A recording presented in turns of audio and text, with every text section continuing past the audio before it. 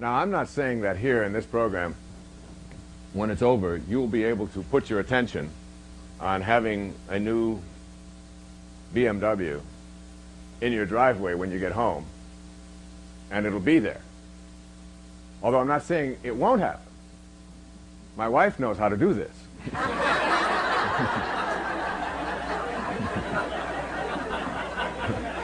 So does yours.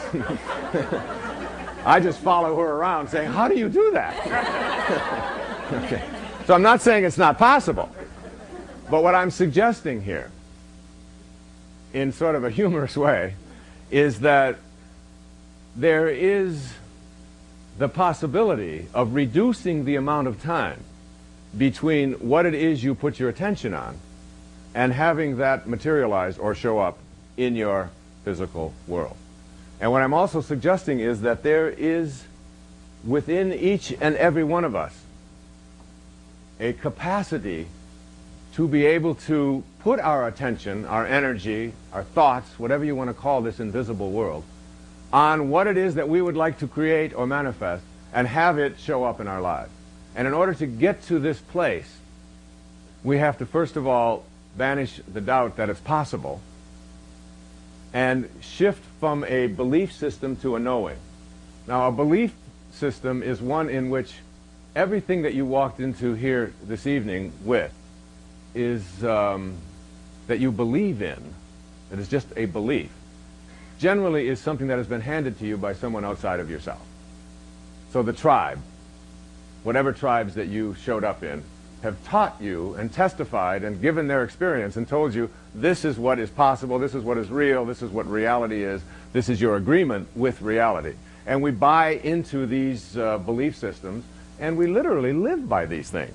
But anything that anybody hands us from outside of ourselves comes tainted with doubt, even if it's just a smidgen of doubt, because it comes from the testimony or experience of others. So if somebody tells you something and says, look, this is swimming, and this is what it looks like, and that's water, and you can get into that water, and let me tell you all about it and give you the laws of buoyancy and balance and all of these kinds of things, and you say, yeah, that's great, and I believe that I can swim. But you don't know how to swim until you make conscious contact with swimming. And so shifting from a belief system to a knowing system is what I'm speaking about here. And most of the things that we believe we can do have been handed to us. The things that we know we can do, like ride a bicycle, dance, make love, dance the Macarena, make a lemon meringue pie, whatever, are because we've had conscious contact with it. But in the metaphysical realm, beyond the physical, where it's swimming and dancing and so on, we mostly just know about it. We haven't made conscious contact with it. And I'm suggesting that most of us have forfeited our ability to sort of oscillate or go back and forth between the world that we notice, the world that we see, this physical world of the material, and the source of it. The source of it. And the source of the physical world is not in the physical world. I think the summary, the best summary of quantum mechanics is from St. Paul. He said, that which is seen hath not come from that which doth appear. Another way of saying that is that particles themselves are not responsible for their own creation. That it takes something more than particles and the physical world to be able to create. And we don't know how to make conscious contact very often with that, because we have come through a series of beliefs to believe that God or creator or creation is something that is outside of us. We are not connected to it. We are separate from it.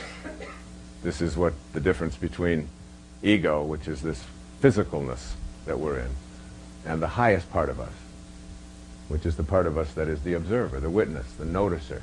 So there's over here the world that we notice, and over here the noticer. In the Course in Miracles, one of the things that I do before I speak to an audience is I always go over that affirmation from the Course. It says, if you knew who walked beside you at all times, on this path that you have chosen, you could never experience fear again. And when you know that, now knowing is conscious contact. Knowing is an absence of doubt. Knowing is what I am suggesting you have to go to. Independence from the good opinion of others and knowing. And you might ask yourself, what in the world does being independent of the good opinion of others have to do with manifesting? And that will become abundantly clear in a few moments. And also, this whole idea of being able to know. Because if you try to manifest and attract into your life what you want by staying over here in the world of the ego, particles themselves, which is what this world is about, cannot make themselves into more particles. They need spirit. And we have to figure out a way to make conscious contact with spirit.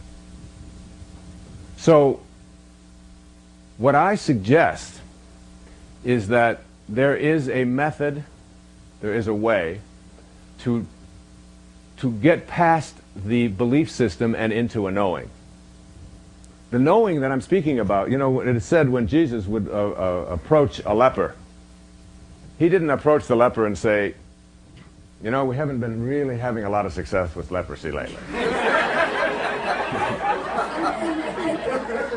In fact, given your conditions, you've got a 5-year life expectancy with a 30% chance of survival.